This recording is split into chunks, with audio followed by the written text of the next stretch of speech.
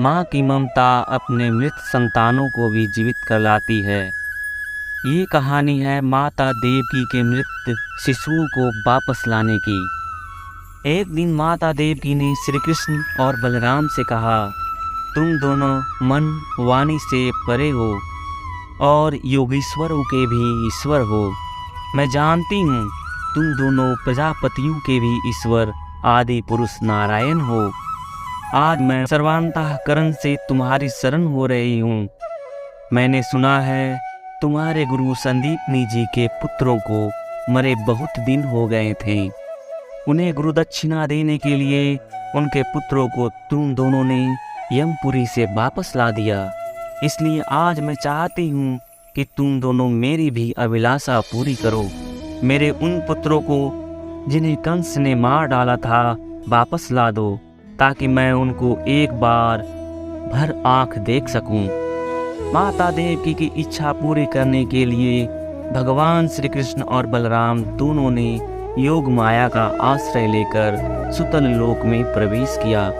जब दैत्यराज बलि ने देखा कि जगत की आत्मा और मेरे स्वामी श्री कृष्ण और बलराम सुतल लोक में पधारे हैं, तब उनका हृदय आनंद से भर गया। उन्होंने अपने आसन से तत्काल उठकर भगवान के चरणों में प्रणाम किया। उसके बाद दैत्यराज बलि ने दोनों भाइयों को अपने सिंहासन पर बैठाकर उनके पांव पखारे और सपरिवार चरणोदक लिया। इसके बाद उन्होंने बहुमूल्य वस्त्र, आभूषण, चंदन, अमृत के समान भोजन एवं अन्य विविध सामग्रियों से उनकी पूजा की। दैत्यराज बलि भगवान के चरणों में बार बार अपना सिर रखने लगे। उनका हृदय प्रेम से विवल हो गया। उनके नेत्रों से आनंद के आंसू बहने लगे। रोम रोम खिल उठा। अब वे गद्य स्वर से दोनों भाइयों की स्तुति करते हुए कहने लगे, बलराम जी, आप अनंत हैं। आप इतने महान हैं कि शेष आदि सभी विग्रह आपके अंतर्भूत हैं। सच्चिदानंद स्वरूप श्री कृष्ण, आप सकल जगत के निर्माता हैं। आप स्वयं ही परब्रह्म परमात्मा हैं। हम आप दोनों को बार बार नमस्कार करते हैं।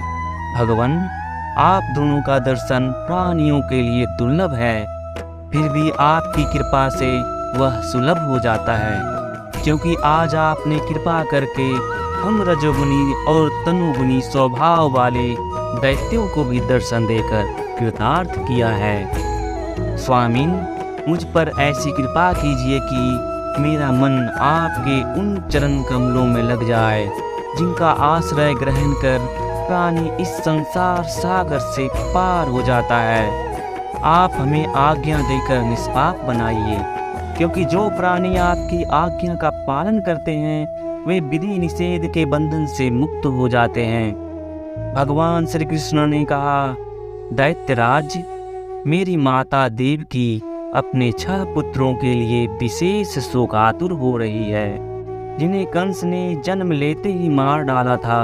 वे तुम्हारे पास हैं। अतः हम अपनी माता का शोक दूर करने के लिए इन्हें यहाँ से ले जाना चाहते हैं। उसके बाद ये सब शाप मुक्त होकर आनंद पूर्वक अपने लोक में चले जाएंगे। इन्हें मेरी कृपा से सद्गति प्राप्त होगी। दैत्यराज बलि ने देवकी के पुत्रों को भगवान श्री कृष्ण को दे दिया। इसके बाद भगवान श्री कृष्ण और बलराम बालकों को लेकर द्वारका लौट आए तथा माता देवकी को उनके पुत्र सौंप दिए। उन बालकों को देखकर देवकी के हृदय में वात्सल्य स्नेह की बाढ़ आ गई। उनके स्तनों से दूध बहने लगा। वे बार बार गोद में लेकर उन्हें छाती से लगाती और उनके सिर सूंघती। पुत्रों के स्पर्श आनंद से सराबोर देवकी ने उन्हें स्तनपान कराया। भगवान श्री कृष्ण की कृपा से उन बालकों को आत्मज्ञान हो गया। तदंतर सबके देखते देखते वे सब वसुदेव देवकी को प्रणाम करके देवलोक चले गए। बोलिए भगवान श्री कृष्ण की जय। श्री सच्चिदानंद स्वामी की जय।